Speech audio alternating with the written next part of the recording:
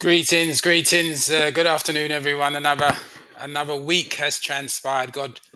Give God thanks. It's churchgoers, brother Paul here. Good to meet you all, man. It's been one of those weeks. We lost a Trojan to the church, Deaconess Joy Thompson from New Testament Church of God, and yeah, we still have to find a way to celebrate our life, and I'm sure the church is going to be doing something big. Other than that, it's been a hell of a week for me, but we're going to kick off as usual with our moderator. Greetings and welcome to our Lunch, Learn, and Pray session presented by ChurchGOers, the thought leaders in digital ministry, and community church. Today, as always, we start by blessing your lunch, followed by a multimedia presentation, and concluding with a Q&A section. Just a few housekeeping points to go through before we get started. Please stay on mute until we launch the interactive section. But in the meantime, do key your questions in the chat or use the Google form link provided. The session will be recorded, so you are welcome to switch off your cameras if preferred. But if you're feeling truly Christian, then key your name and church in the chat, and keep those emojis coming. Lastly, we thank NTCG Hern Hill for sponsoring the session today. I now have great pleasure in introducing the founder of ChurchGOers, Brother Paul Johnson.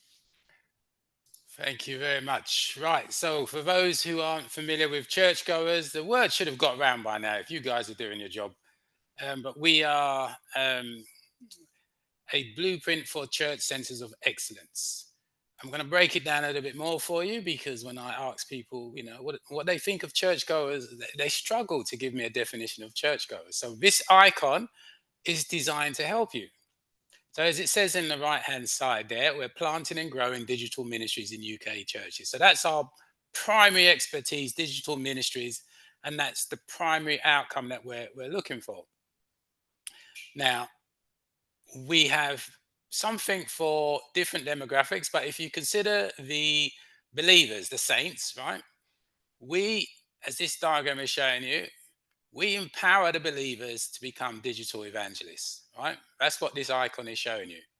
And not only that, but we want you to go one step further and become mentoring role models. Should already be role models, but we want you to add a little bit of mentoring on top of that to become mentoring role models in the community, along with the digital evangelism, which is what we will teach you. Secondly, this diagram shows that we empower conventional churches to become hybrid churches. And by hybrid, we mean offline, online, and on demand. And on top of that, we want churches to, to become centers of excellence, or to host community centers of excellence, depending on how you want to phrase it. So if you look at the bottom left-hand corner here, church is already responsible and is already mastering sacred services, okay? We're not in that space. Churchgoers was commissioned by church leaders to create a manifesto, and that manifesto deals with community services, the delivery of community services, and also for the digital transformation of churches. So our remit is really community and digital services for churches and the believers. And I think that works well. So that's our definition. Hopefully it will start to sink in. I'm going to keep going. Let's just see, someone's trying to get in.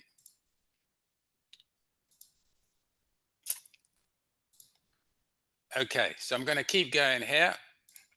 All right, so that's the definition of churchgoers. If we look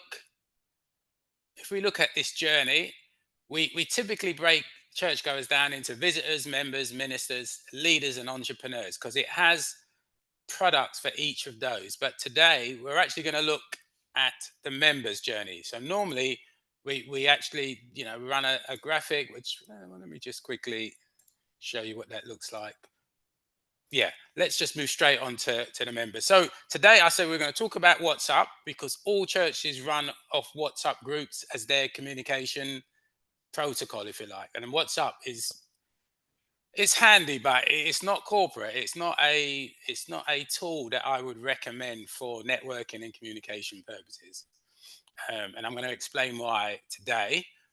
In its place, we have the Faith Enterprise Network, which I'm going to demo to you guys today and show you how it can work alongside um, WhatsApp. So, just a little bit more context. So, if you look at the landscape of church, because that's kind of what I had to do when I had to look at the manifesto, you've got the Windrush generation, and then you've got the millennial generation, and then you've got the Gen Zs coming up. And if I was to summarize church, I would say the processes in church resemble what has been set up from the 50s and the 60s. The way church is run, not necessarily in a bad way, but it's based on processes that have been set up way, well, from last century. You look at a modern business, the way a modern business is run is like it's probably about 50 to 75 years ahead of where the church is. You know, we're behind in almost everything. Now, if you look down this digital lane here where you see, apps and social media, keyboards and AV assisted, you might think, well, we disagree, Brother Paul, because most of those things we have in our church, right? And I agree, you do actually have most of those things in your church. But there's one thing having the technology and another thing knowing how to use it. And, until you're taught how to use the tools, you're gonna adopt it tactically. You're gonna adopt it based on, hearsay. If you've never been taught, you're not going to be able to operate it, properly. And that's the shortcomings in the church at the moment. And that's where churchgoers comes in. It's saying, you know what, with the investment that you've made in your technology, we're going to show you how to use it for kingdom purposes and ultimately to evangelize online. Because the rumor is there's 5 billion people on the internet. Okay, so we got to get that right. Now, if you look at the mindset of IT people or tech people, they're right out here. So on a timeline, they're here, and on a timeline, the church is here. Yeah, it's way behind, a century almost behind, and we're not having that. So churchgoers is on a mission really to address shortcomings that fall within our remit. So we're going to concentrate on the network today, and the network enables the church to be in the center of the community, right? That's what this illustration is showing. And you've got the Church Institute here. You've got visitors that pay a visit to the church. You've got entrepreneurs. You've got people who come to church just to enjoy a service, warm space, or soup kitchen, or what have you. And then you've got the members of the church. And part of what our network does is connects all of those groups together. Whereas at the moment, there is no way of connecting people, even within a church, never mind right across the kingdom. Okay, and I'm going to drill down a little bit more. So you can see you've got the different types of churches. You've got the mega churches, you've got the solo churches, the micro churches, and the multi site churches. At the moment, we don't talk to each other. We have no network to talk to each other, even though the technology is there. Okay, and as I say, that's what the main deliverable of churchgoers is. It's providing a network that if you wanted to, you can contact anybody around the kingdom to collaborate, to fellowship, to communicate, to network, whatever your need is. Okay, so if we look at some of so the network is available from that URL, churchgoers.mn.co. Some of you might already be on there. And you can create articles, you can chat to other members, you can create events, you can create e-meets or Zoom meetings, forums, groups, polls, promos. There's a long list of what you can do on that network compared to WhatsApp, which gives you chat, groups, maybe polls. Pretty much all the rest does not apply to WhatsApp, apart from the fact that it's not really GDPR compliant as well. But it serves its purpose in terms of socially communicating across a team. I think it serves a purpose. All right. So what you see in the middle here is my district. So we have 6 churches in our district. Um, and the objective is, right, well, how do we communicate with each other, right? So let me give you an illustration. So here's an email now, or a memo. It doesn't matter what it is. I want to send something to all members of the district, right? Within churchgoers, you just put that in a central place. It's a central hub.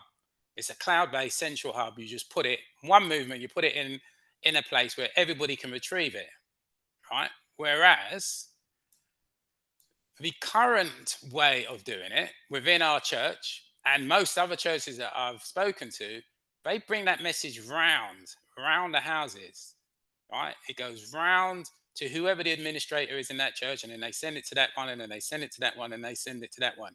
And even though it works, it's long-winded. You're sending the same message around to, in this case, 5 other churches, as opposed to putting it in a central location. And then if you think about how viruses are spread, right? When you send a message, the term viral sounds good, right? When people say, "Oh, I sent a post around and it went viral," right? And it's actually a bad thing. A virus is not a good thing. Think about the pandemic. If you use this method where you go around the houses, the chances of you causing damage, if that whatever it is, document or email happens to be infected by a virus or some kind of cyber threat, then everybody who receives that message is going to be infected by it. So that's another key reason why we need to think a bit more intelligently about how we communicate currently. And WhatsApp, trust me, is not the way to go.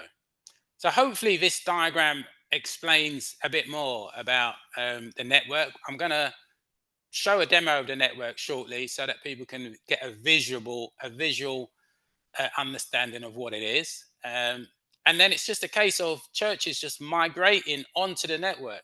You can still continue to use WhatsApp, but you will find that certain things are better done using the network than done on WhatsApp. I think WhatsApp is more of a social tool. In the corporate world, it doesn't exist. They would never let you use WhatsApp in any corporate organization. And that speaks for itself. Okay, so what else am I going to do today? Let me just quickly run through. Okay, so we have this concept of a blueprint or digital ministry or knowledge base, and that's providing everything you need. It's one book, kind of based around the Bible, but it's one book, and it gives you everything you need to know, or ultimately everything you need to know about digital ministry. All right, I'll just quickly go through it. So, in fact, let's just start with a manifesto because that's where this project started, right? So, if you wanted to know how churchgoers is going to help with the delivery of the items in the manifesto, then there will be a podcast available that you can just click, and it will show you, and it will present something, a podcast or a video or maybe even a document that explains what churchgoers does to deliver the recommendations in that manifesto. But the bulk of the book goes into digital ministry. So it's talking about technology, communication, and evangelism. Today, we're focusing on communication. I'm not actually going to use this book, but I'm just telling you the purpose of the book. I think the bulk of the work we need to do is in evangelism, evangelizing online, because as I say, there's 5 billion people online. So door to door that's last century's process. The current process is everybody needs to understand their digital journey and to use their creativity to evangelize online. That's where the opportunities are. That's where the growth is. Okay. Let's quickly move on to see if there's anything else on here. Otherwise, I'll get another demo up. Yeah, I'm going to resist talking about that today because I want to stick to the script. So, as far as my usual presentation goes, we're not going to cover any of this stuff today. I'm going to share another screen.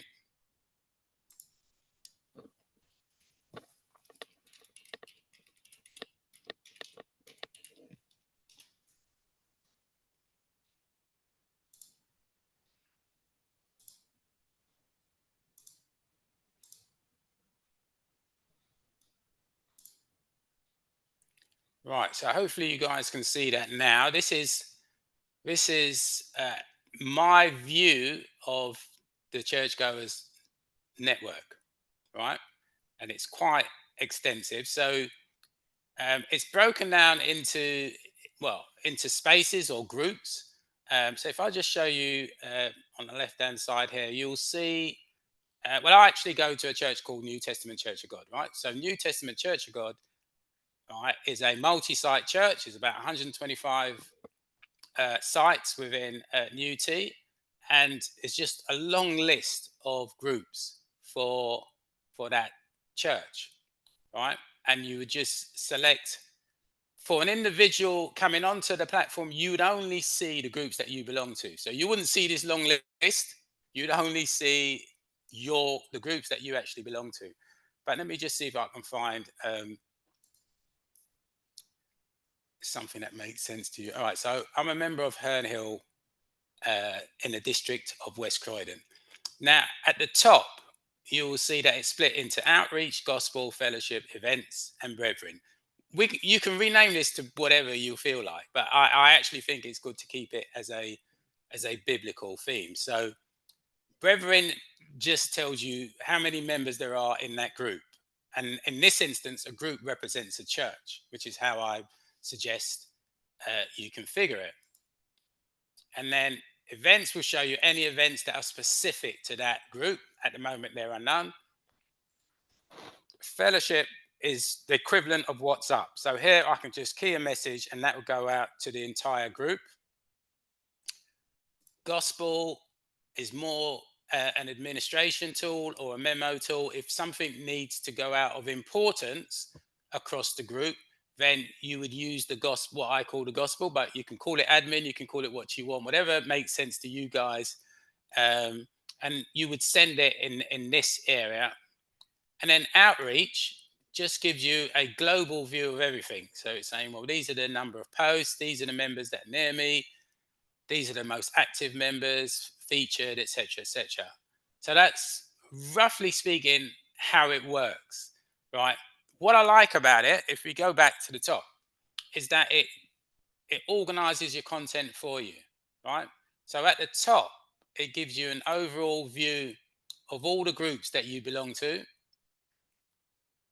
and then the posts within that, and then the members within that, and then the featured, and then the events. It just organizes it in a very nice way. And remember now, we're comparing it to what's up that has no organizational structure. It's just one non chronological list of messages and sometimes content and sometimes events.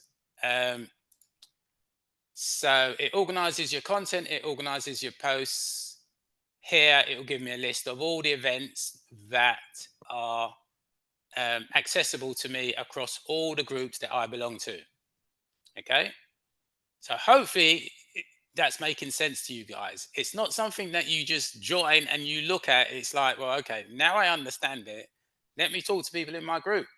And you can't come on the network on your own. You've got to bring your church. You got to bring your brethren with you so you have someone to communicate with. Ultimately, when people understand what this is, then you know we will get hundreds and hundreds of people on there. But at the moment, people are coming one, and they don't understand how to use it because, well, you're not bringing anyone to communicate with that you choose to communicate with. Right. And as you see there, as you float around the network, it will give you an option to either view the profile of that person or send a message to that individual. And you can set your settings up to be as sociable as you want or unsociable as you want. You know, you can be a hidden member or you can be a transparent member. It's up to you how you want to communicate. Okay.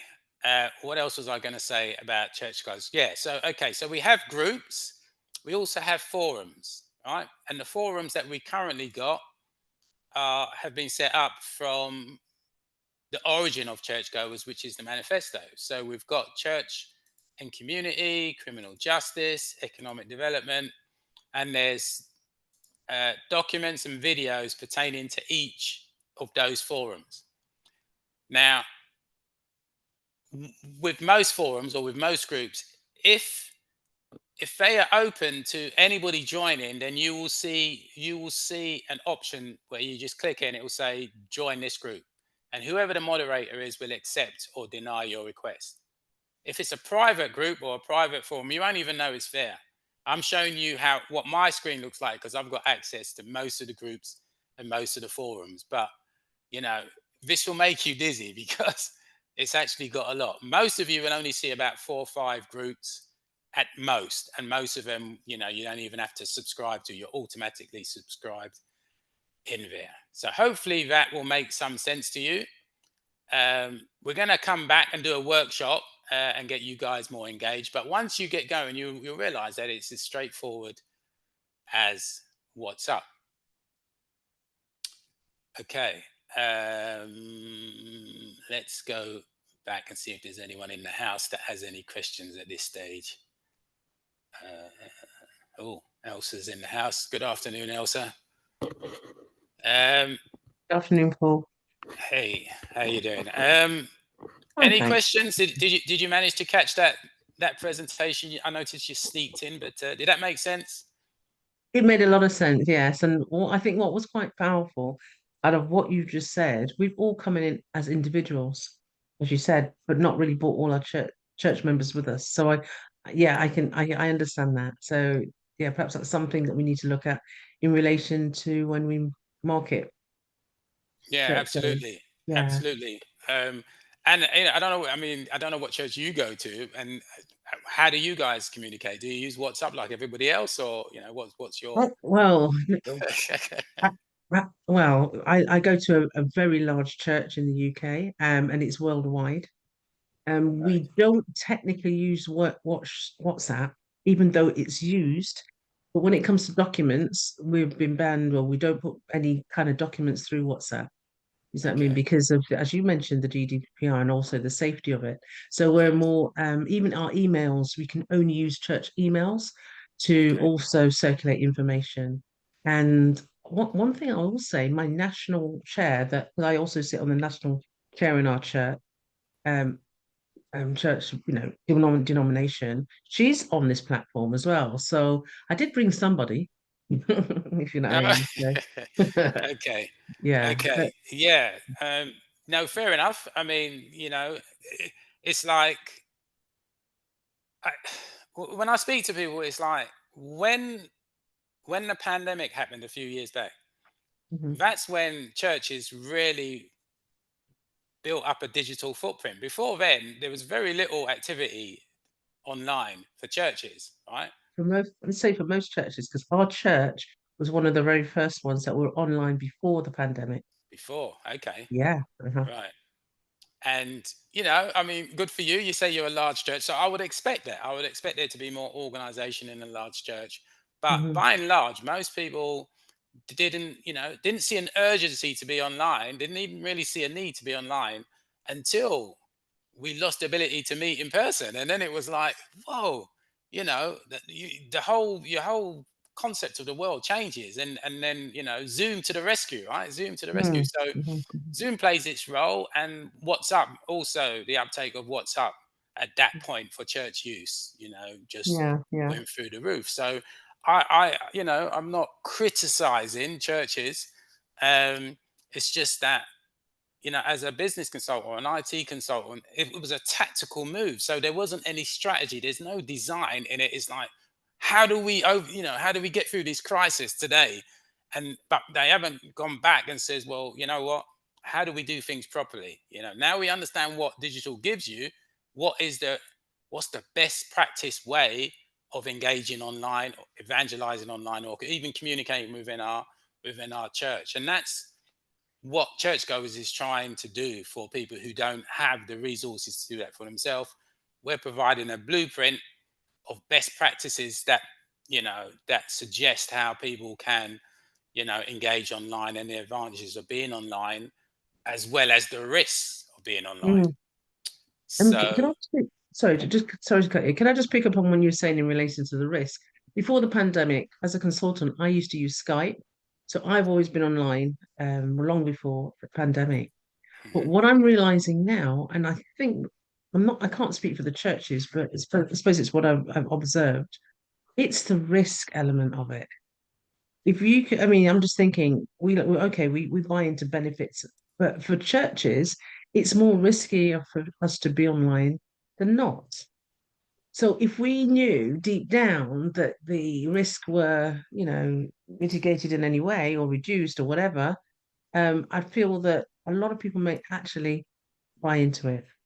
And I suppose here's one that you actually Listen, did earlier. you can't listen because I've spoken, as I mean, I should Yeah, yeah. actually introduce you as one of the members of NCLF, which is the organization that commissioned my efforts for the Mm, manifesto, for the production of the manifesto. So you're well versed, right? You're well versed, although we yeah. haven't really had a discussion on this, but yeah, I have two slides Hmm. which gives you both sides of the equation, right? So the rewards of being online are huge, right? Because with one powerful message that can go Yeah. viral, can reach 5 billion people. If you say the right thing in the right way with the right tool, potentially we can make one hit to evangelize across the entire world. And we've never been able to do that before. Um, and not only that, what this slide is also saying is that, do I put that in here? Well, I don't put it in this particular slide, but Hmm. we can actually get, each church can actually get £120,000 per year to do just that. Hmm. Hmm. The fact that we can evangelize to 5 billion people is just incredible. But people Hmm. will pay you to do it. And so Hmm. far, I've only had curious inquiries. Whereas, if I had my own church, trust me, I would be sitting on that 120,000 right now, and people would be wondering why my results are just phenomenal. Anyway, so that's the benefits, right? There's just content creation, being able to communicate on a global scale, outreach, evangelism, all of that are pluses for us. But on the risk side, we've got we're accountable to Company House, to Charity Commission, to GDPR, and other online regulations that we don't fully understand, because when we came on board digital, it was for tactical reasons. We didn't do no research. And so most people have heard of GDPR, and most people say, well, yeah, we're complying, because you answer the question based on whether you think you're deliberately doing anything wrong. It's just like if someone says to you, well, do you break the law? Right? You'd say no, right? Particularly as a Christian. Yeah. Um, Hmm. Even if a policeman stopped you and in your car and you said, well, was you speeding? You'd say no, right? Because in your mind, you're not deliberately speeding, or you're not deliberately breaking the law, right? Sure. But Hmm. the truth is, you most journeys you've sped a little bit, right? You've gone over that limit, right? 20 mile an hour. I guarantee no one has successfully done one journey without somehow speeding. But in your mind, you haven't broken the law. In your mind, you haven't been speeding, and that's the same with GDPR. When I ask people, are you GDPR client and compliant, and they say, yeah, for sure. And then I say, well, do you know what GDPR stands for? And they can barely tell me what it stands for, never mind what all the regulations are. So Hmm. that's the difficulty with me, is I have to convince them that they are not compliant. More importantly, in terms of risk, which was your original point, if you get it wrong, it's £17 million. Yeah, Fine. yeah, yeah. I know. That's what Yeah. scares me. If you get it wrong, there's a slide that tells you get it wrong, that's a £17.5 million fine. So the two things that we are prioritizing within churchgoers when we onboard churches is to make sure their cybersecurity is intact, and their GDPR controls are intact. And I'd rather be doing the reward stuff. I would rather be doing the digital marketing and evangelizing online and stuff. But until they get those two things in place, I'm not even going to talk to them about, the rewards of being on digital. So yeah, you hit a topic which I can just go on and on and on about, but it's it's a mindset with let me just show you something else. It's a mindset with churches that you might have a better insight with me. But because I'm business and tech focused, I understand that my passion is different from that of somebody that goes to church. How can I explain this? So yeah, so we've got I would say a conventional mindset, which is how some church people think. It's a comfortable place to go, right? Church, you get boosted. You go there and you come out spiritually enhanced, right? And I get that. With business people, their mindset is about growing their business. It's like they're just focused on really making money, right? And with IT people, they just want to be in the future. They don't want to live in the present. They're already thinking about what's the next thing that's going to hit the market. Like AI is kicking up right now. We just want to be in AI, in the AI space. We want to be in tomorrow. So here's me trying to speak to someone here, and it's difficult because they just want to be comfortable. And I'm saying, well, you're nearly 100 years behind where I am. It's like I'm going back in time when I go to church every Sunday, and then I go back into the world that I live in. So it's very difficult for me to convince people that they need to take GDPR seriously, cybersecurity seriously. They just haven't got that appetite to change anything. Our processes work. They've been here since Windrush. We you need to convince me that I need to do something. And at the moment, that is my challenge. When I pray to God, I say somehow you need to get me to explain to them why they need to follow the best practices that churchgoers is laying out, and one of them being GDPR compliance and the fine if you get it wrong, and cybersecurity likewise. So yes.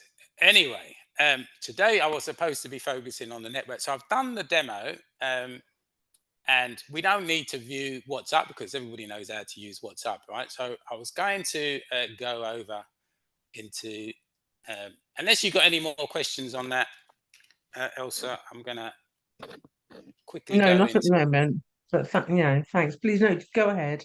Okay. because it is Black History Month, you see.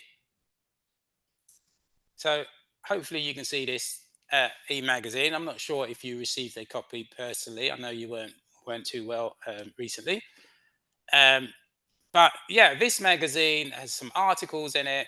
And let me just quickly flip through it. I did go through it last week. So anybody that needs a walkthrough, and some of the articles are informative and some of them are entertaining. Some just describe all the services that Churchgoers is providing.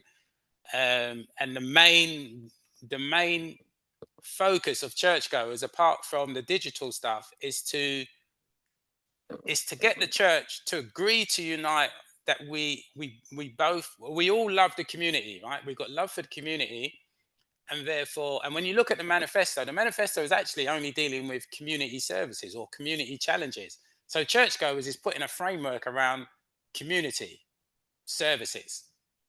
So we already do food banks and warm spaces and soup kitchens and stuff like that. We're adding training to that. We're adding courses to that. We're adding mentoring to that, and anything else that we can think of that makes people want to come into church for whatever reason. For whatever reason. And once they come in, that's when we start to evangelize. But get them in the building first. That's our strategy. Um, and we're making very good partnerships with organizations, based on that strategy. But I just wanted to quickly talk about Black History Month, right? So you may not know, but I have an organization called the Black Gifted Network, and one of our brands is called the Windrush Bureau, and we have quite a few artifacts that tell the story of Windrush, which is probably the biggest story to be told for the last 100 years, as far as the black diaspora in the UK is concerned. So we have tours. So we have a tour that simulates you being on the Windrush Empire, coming from the Caribbean to the UK. We have libraries. We have like a cinema thing. It's all on the Windrush Bureau website. And I just took a few snippets of it on here. So let me just quickly see if I can share. Okay, so I'm just going to play a video or two that gives you an idea of what the tour is like. This isn't the tour, it's just a promo of the tour.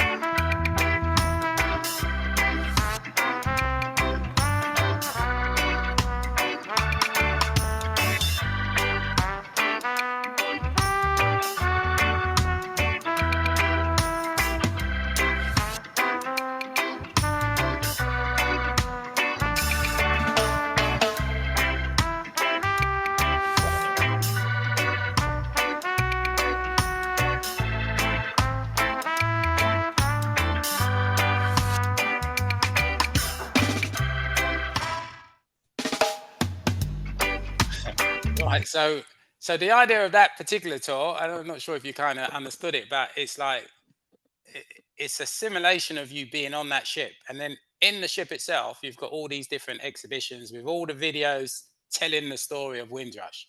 So it's quite a it's quite an interesting tour. If you've got half an hour and you just want to understand UK history or UK Black history, that's not a bad one to look at.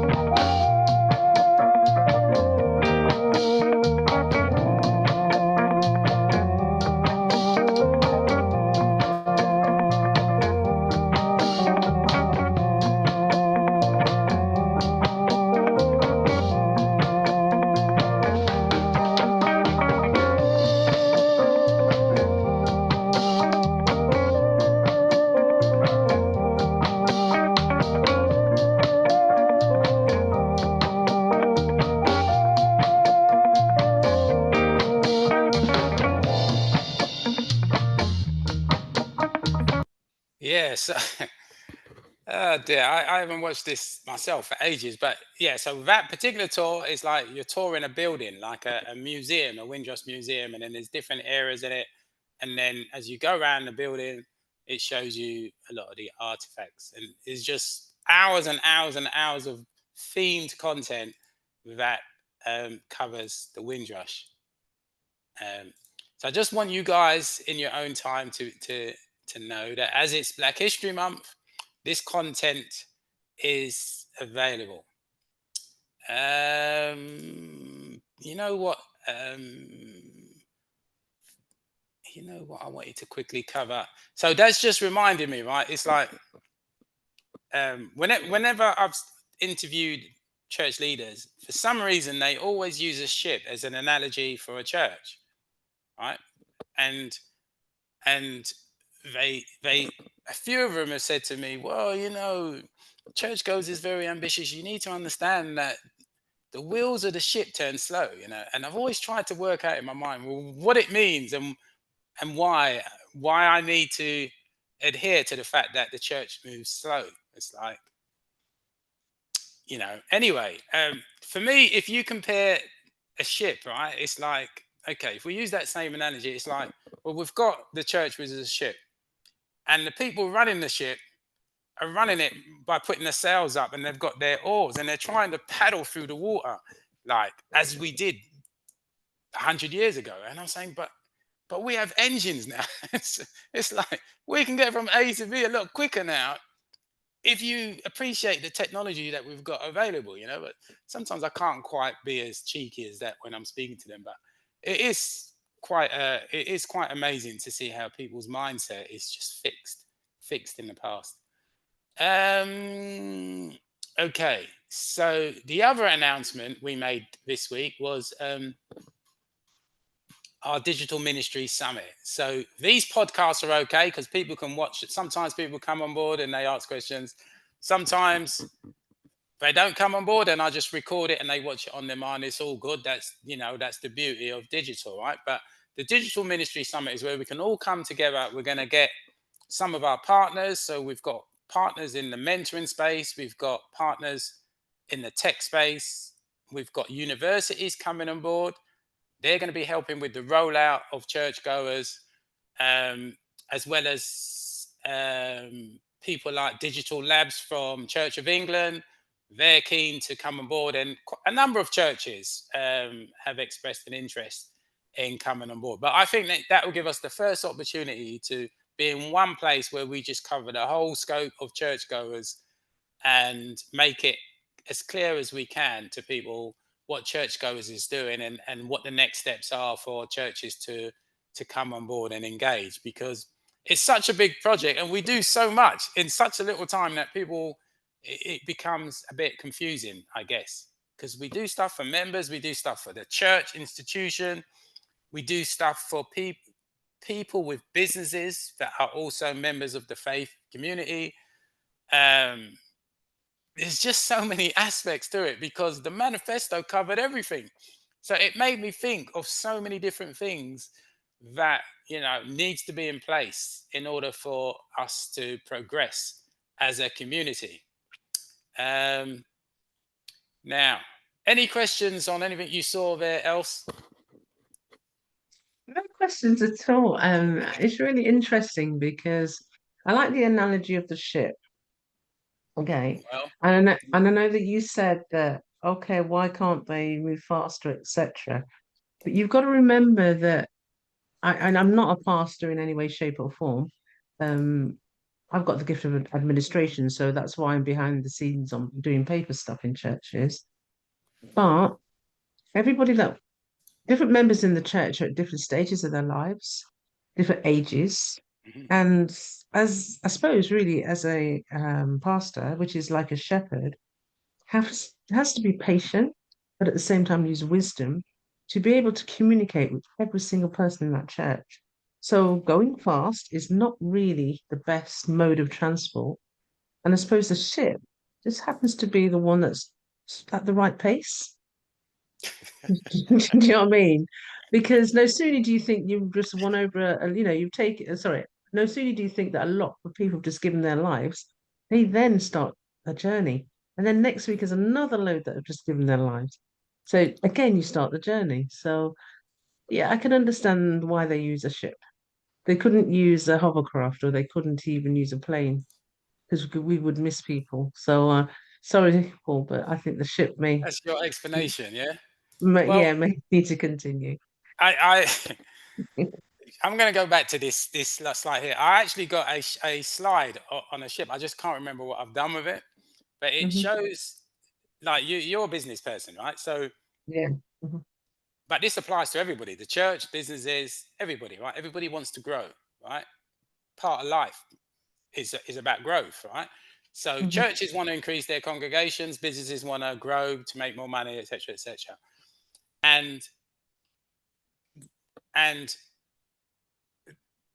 when I've discussed growth with um, pastors, it's like I have to explain to them that the landscape has changed now, right? The formula for growth was perhaps quite straightforward before, when the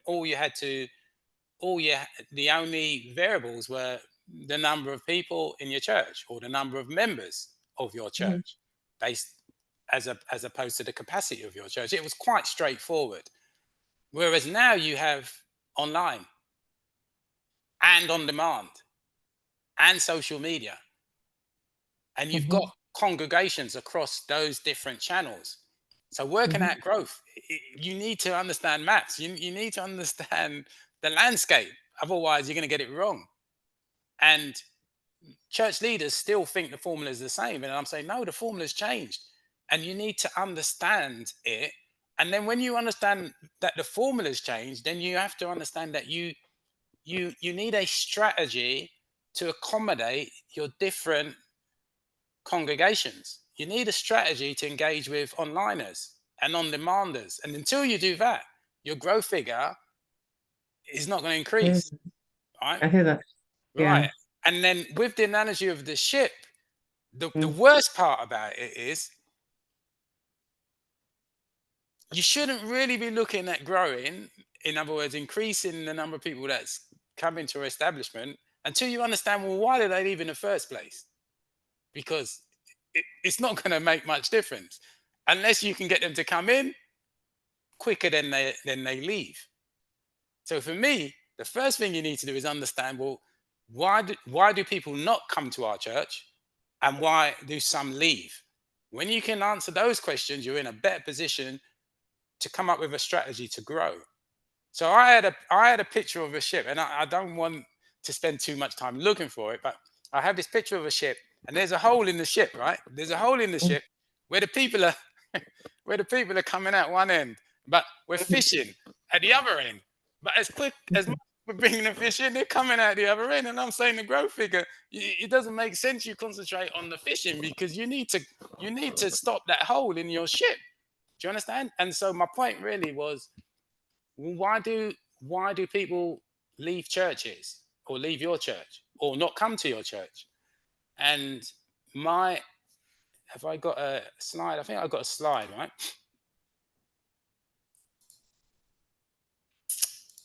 So I've got a slide that shows what I'm suggesting we need to do. It doesn't go down too well. All right. So this slide here is saying that, well, when people come to church, they should have an app, right? They should have an app. Just say you're a visitor. So you come into the church, someone gives you a QR code, you scan that QR code, it gives you the app. The app encourages you to fill in the visitor's form via the app instead of writing it on a bit of paper. But at the end of your visit, if you're a first timer, you can leave a review or a rating or a testimony, right? Mm. So we now have some data to understand, you know, why that particular person or why those people have visited us, whether they enjoyed their experience and whether they're likely to come back. I'm saying that in that's the way I would do it. I'm suggesting that that's the way to do it. I don't see how you can make a decision about a new world without any data whatsoever. And we live in a digital world, whether the ship analogy illustrates that or not. So now, believe you me, the amount of people that reacted to that suggestion was quite interesting. They was in uproar really that we could ask people to rate the church or to do a review, um, or even a testimony. Bearing in mind, a testimony is our word. And I just pointed out the fact that you can't buy anything online, or you don't buy anything online without first checking the testimonies or the reviews or the ratings for that product or that service. We do it every day. So I don't see Mm. why it's so shocking. But anyway, yeah, what's your views on that quickly? Okay, I'm coming from a business perspective as well as from the church. Most businesses focus on one demographic, not all the demographics. If any of my businesses came to me and they said, okay, the business that I operate is for everyone, I go, no, no, no, no, no, no. You got to break it down. I need to know your target market. The church is Really? one of the very few organizations that actually includes all target markets. Hmm. Is that what I mean? So I can see again why the slow pace to take things on board is because they have to think of all the different demographics that they've got in the church, make sure they satisfy them in every department, etc., etc. Hmm. Finance is not always one of the, I mean, our church, I mean, I can tell you it turns over quite a lot. But would we use the money to look at the digital side when we could use the money to help others? You see what I mean? That in itself is a case that we could put put on the table to say, what's more important, the people that need the food, homes, and the clothing, against a digital framework. You see what I mean? So there are some of the things we have to, within the church, have to work on and decide upon. So it's prioritizing certain elements in the church because the demographics are so vast. So when you think you've done something for the mature um, grouping, all of a sudden the children have got a need. So Yeah. do you see what I mean? So in some cases we're always firefighting, Yeah. and trying to prioritize at the same time. So there's lots going on in a church as opposed to let's think Normal future, let's business. Yeah. think, yeah, digital. Yeah. So that's why I hear what you're saying. I hear what the church is saying, but maybe Paul, you're ahead of your time. You hear No, what I'm no, no, saying? no. You No, no, made a no. lovely point. No, no. Well, when I say ahead of your time in relation to the church movement, it needs to catch up with what you're saying because what you're saying makes sense. When you talk about testimonies, testimonies came from the Bible, where the It came from the first Bible. Yeah. people exactly did feedback. The world didn't know anything about feedback. You see what I mean? So testimonies always, I mean, the church always leads the way. It's just that sometimes we divide what we do in the church from what we do from day to day. If we were to constantly read a Bible on a daily basis and then really deeply, and we know what's going to happen before it even happens, if you know what I'm saying, because Yeah. God Yeah. has already told us and given us the blueprint. Well, sometimes I always wonder, and maybe this is where we perhaps saying the same thing, why people don't get it. The Bible is more ahead of anything that's happening in the world, but yet the church as a whole is still not quite as far in front as it should be. Well, I put it down to that mindset. I put it down to this, you know. All right, let me just quickly address your point. So you say that the church has to deal with the different demographics. Yeah, I do Yeah. agree with that, but that hasn't changed for 2,000 years, right? There's always been the different demographics going to church. Yeah. With regards to prioritizing cost, there's no cost to churchgoers. As a matter I of know what fact, you I know you're as saying, a but matter of it's fact, remember, we yeah. will give you £120,000 per Yeah, year. but Per Paul, year. that's down now to your marketing because until I came on today, I didn't know that. Yes. You Is that didn't what I'm know? saying? Well, it's No, it's no, but been because my focus as if I'm not running my business, working on a national level, working on a business a church level, but also on a national level, mm, I don't have a lot of time to look at what you're doing. But now that I know what you're trying to say, I can try and incorporate it in my day to day. But yeah. it's about your marketing. Sorry. I'm not saying you're not marketing in the right way. You're doing it the right way because actually on a national platform. You see what I mean? But as you're getting us one by one, Mhm, and please forgive us, because I know that my colleague was with you last time.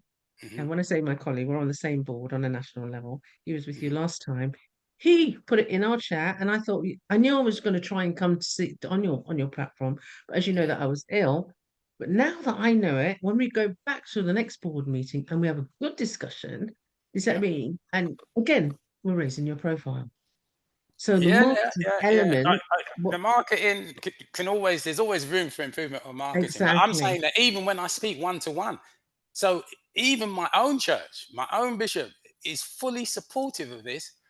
Mhm, But and we have this banter about this 120,000 because mhm. he doesn't seriously believe me, even though Then it's there. He hasn't he hasn't said, well, okay, brother Paul, let's get this £120,000 in the kitty and let's start growing. It's I'm telling you, so it's not about market. It's not just about marketing. I'm saying that when I tell them, it's yeah. actually it's actually works against me. I don't tend to say it now because no one Well, what? believes it. No one What? believes it. It's like, well, how can you possibly give me £120,000 per year? Where are you going to get it from? You Because know? nobody's spoken about it, nobody's experienced it.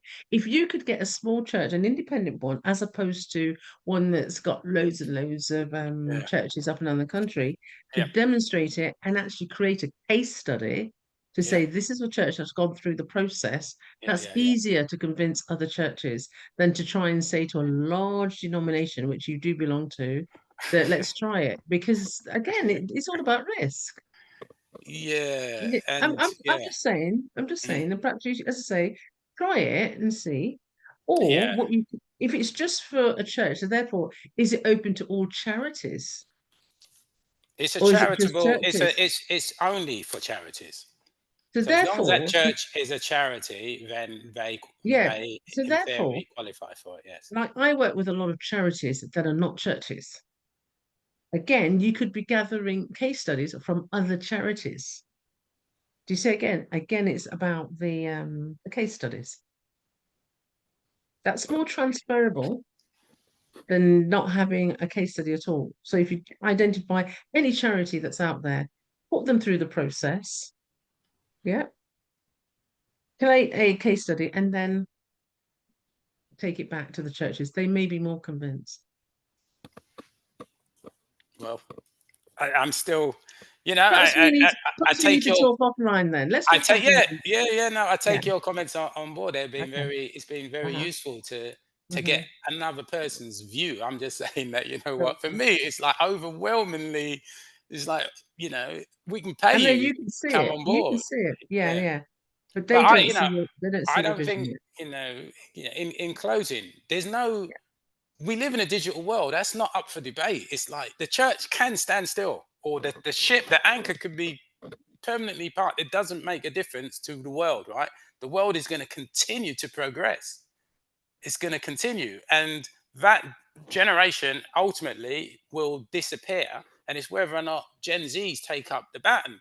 And what they're going to be left with is a museum that we call church today. But tomorrow it will be called a museum because they're going to look at it and think, this, I don't even know what this is. So the future of the church depends on whether or not we acknowledge that we live in a digital world, whether we're part of it or not. And, and that's a different challenge that I've got is convincing people that everything's digital. We're the ones that are lost. The 5 billion people are online. It's only the church that isn't really online and therefore not taking advantage of the fact that it's now far easier to evangelize than at any period before. But anyway, we tend to have a 40-minute discussion or so and make our points. I think your contribution today has been quite good to the topic. I really just wanted to cover the network and the opportunities for people on the Churchgoers Network. We're going to have a workshop. We're going to make it easier for people to understand it. And then once, you know what it's like. Once the momentum starts, it will be everybody will understand what it does and how to use it. But yeah, thanks for coming on board. We'll cover the digital summit and how we plan to make that an entertaining and informative event the next time round.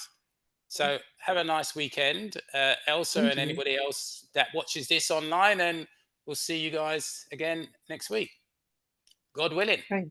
Thanks, Paul. God bless All you. right, bye for now. Bye. Bye.